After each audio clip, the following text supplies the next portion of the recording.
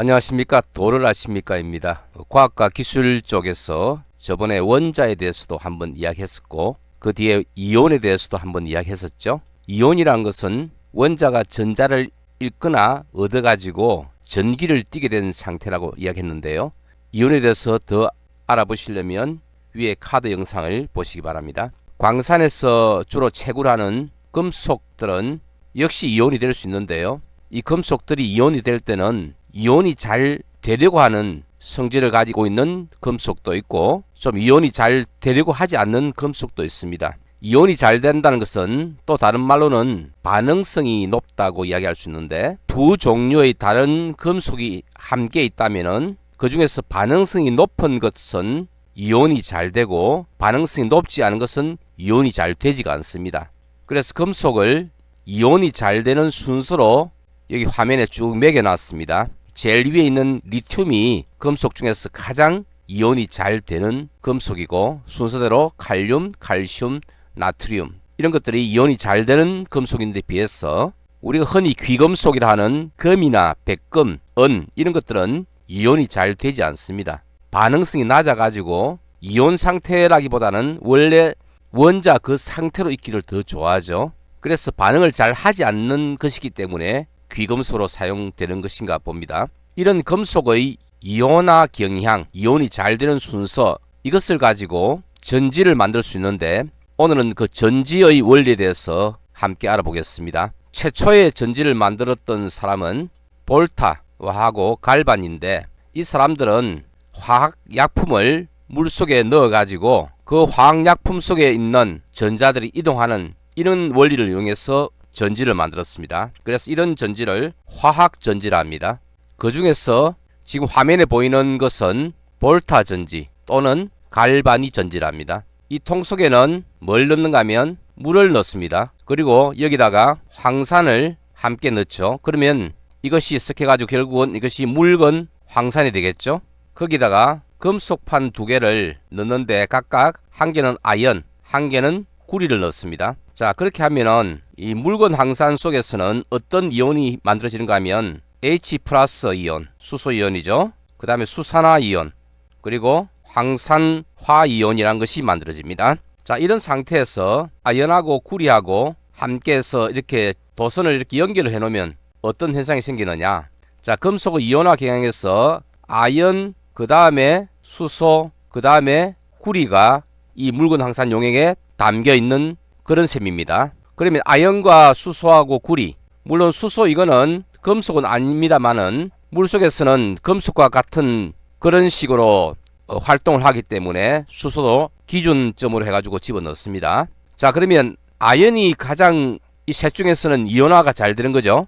그러니까 아연은 이온화가 돼야 됩니다. 그래서 아연 2 플러스란 이온이 되고 두 개의 전자가 빠져나옵니다. 자, 이렇게 빠져나온 두 개의 전자는 어디로 가느냐? 이 도선을 타고 흘러가지고 구리 쪽으로 가죠. 자, 구리 쪽으로 가가지고 여기에 구리에 전자가 많이 생기면은 이 구리판 주변에 물속에 녹아있던 수소 이온들이 막 달려옵니다. 그래가지고 이 수소하고 전자 한 개가 만나가지고 사실은 두 개의 수소하고 두 개의 전자입니다. 그래서 H2라는 수소 기체가 되어서 빠져나옵니다. 그래서 H2가 막 빠져나오죠. 수소가 발생합니다. 결국은 이런 반응에 의해서 전자가 이렇게 도선을 따라 흘러갔죠. 전기가 뭡니까? 어떤 도선을 따라서 전자가 흘러가는 현상을 전류라 하죠. 즉 전류가 이렇게 생기는 겁니다. 이때 아연판 같은 경우는 아연 이온이 물속으로 빠져나오면서 여기에 마이너스 전기가 많이 생겼죠. 물론 흘러가겠지만요. 그래서 이 아연판은 마이너스 음극이 됩니다. 자, 이렇게 흘러가지만은 자, 구리판 같은 경우는 이 주변에 수소이온이 막 달려왔죠. 이동했죠. 그래서 플러스극이 되는 겁니다.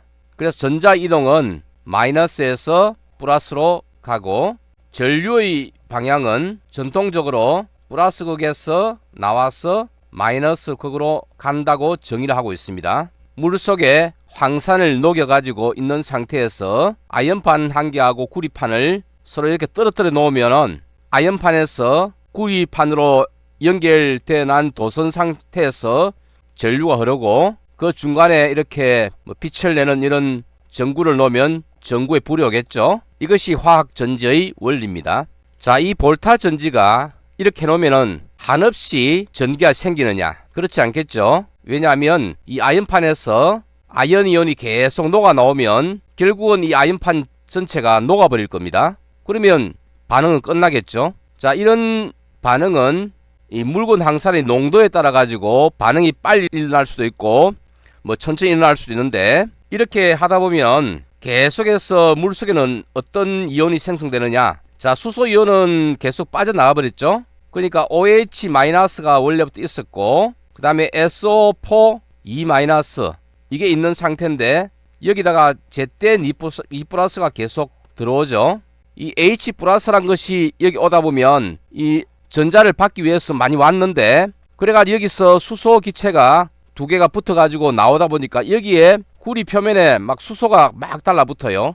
자, 이 달라붙는데 여기서 아연이 녹아 나오고 구리가 전기를 받고 이런 한 현상도 이 용액 속에서의 전자의 이동, 전기의 이동이 함께 있어야만 그게 이루어지거든요. 왜냐하면 어떤 도선이란 것이 이렇게 가다가 물속에서 흐르지 않다면 결국은 끊어진 도선과 마찬가지니까 이 물속에서도 전기를 흘릴 수 있는 이런 것들이 있어야만 결국은 이 도선이 다 연결된 거잖아요. 그래서 여기에 황산화 이온이라든지 또는 수산화 이온이라든지 아연 이온 같은 것도 이런 플러스 마이너스 전기를 띈 것들이 여기서 끊임없이 왕래하면서 전기를 이동시킵니다.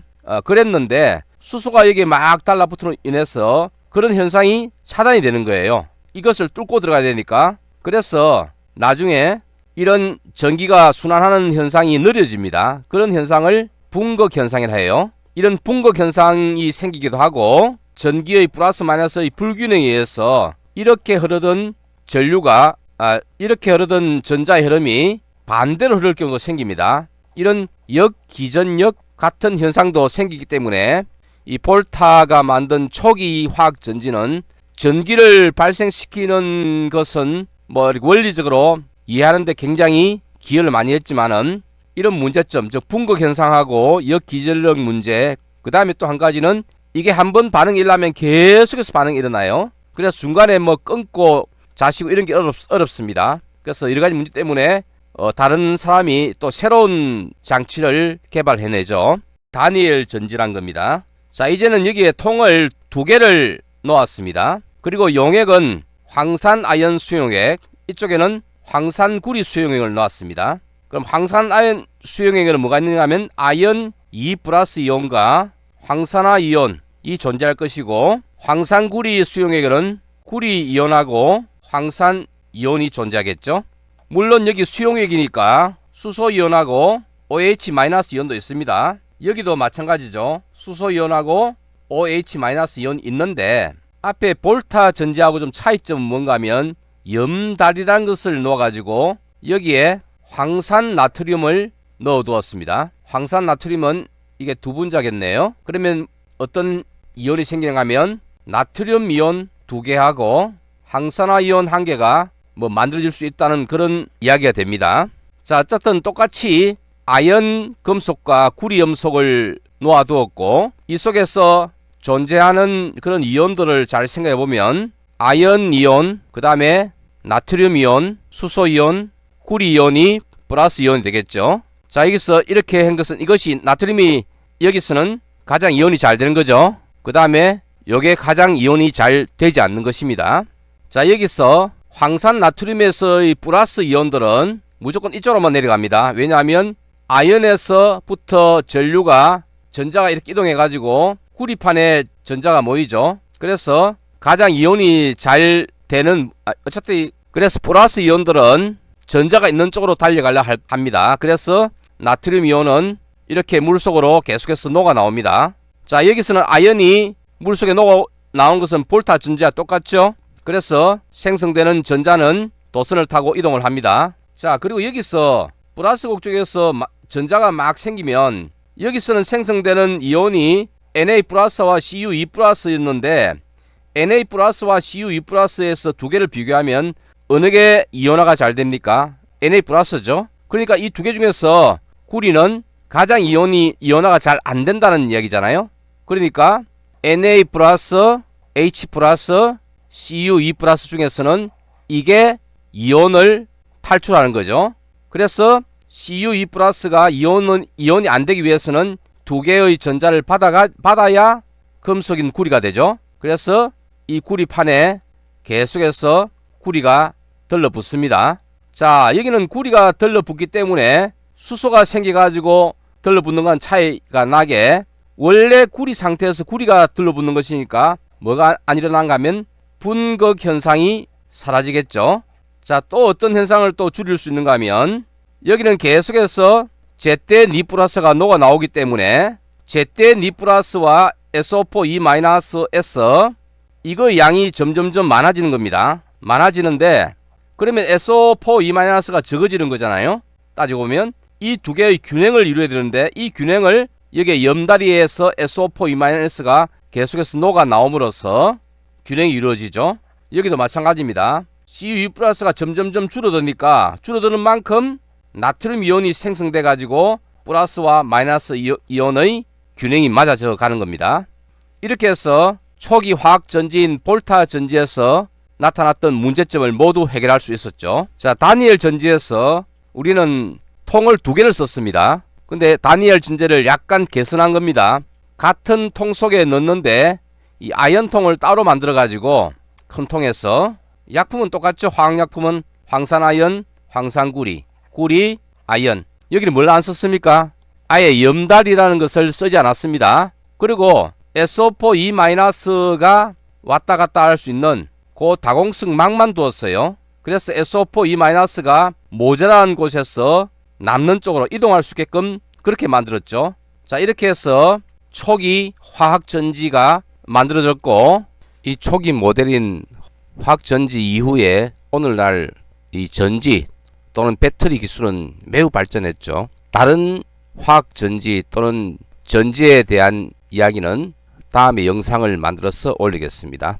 오늘은 금속의 이온화 경향하고 그에 따른 현상 그리고 그것을 이용한 화학전지의 원리에 대해서 말씀드렸습니다.